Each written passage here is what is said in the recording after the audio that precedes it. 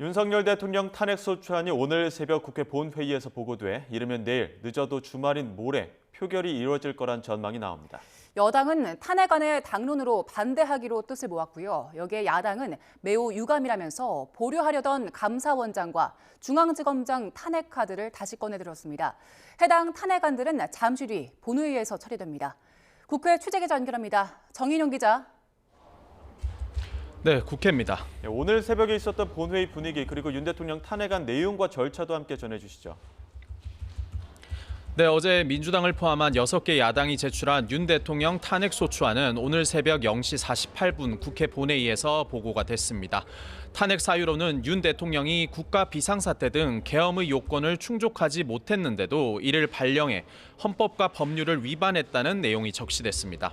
유일한 계엄 통제 헌법기관인 국회를 군과 경찰을 동원해 작동하지 못하도록 시도한 만큼 형법상 내란죄도 탄핵 사유로 언급됐습니다. 현직 대통령 탄핵 소추 시도는 역대 3번째인데요.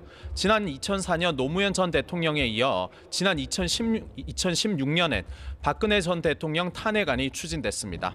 두 사람 모두 국회에선 가결됐지만 헌법재판소 심판에서 노 전 대통령은 기각됐고 박 전 대통령은 탄핵이 인용돼 파면됐습니다. 탄핵안은 제적 의원 300명 가운데 200명 이상이 동의해야 통과가 가능한데요. 의원들이 모두 출석할 경우 현재 범야권 의석수는 192석으로 여당에서 8명 이상 이탈표가 나와야 가결됩니다.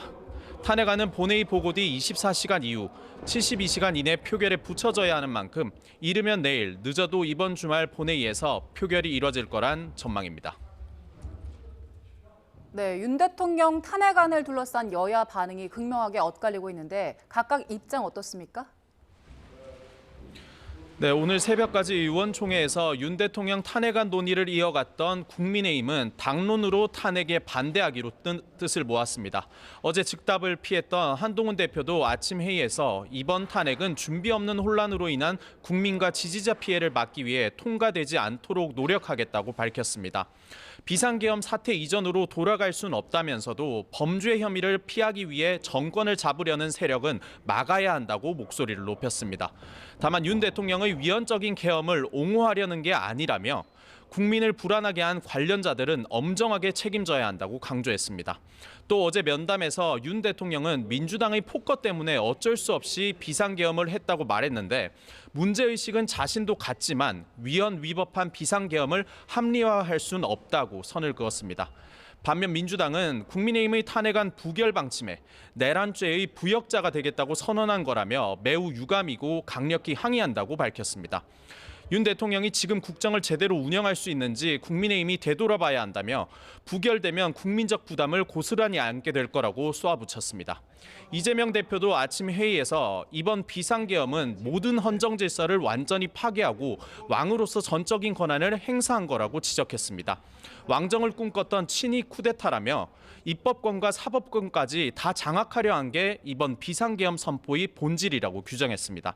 민주당은 최재해 감사원장과 이창수 서울중앙지검장 등 탄핵소추안도 오늘 오전 11시에 본회의를 열어 처리할 방침입니다.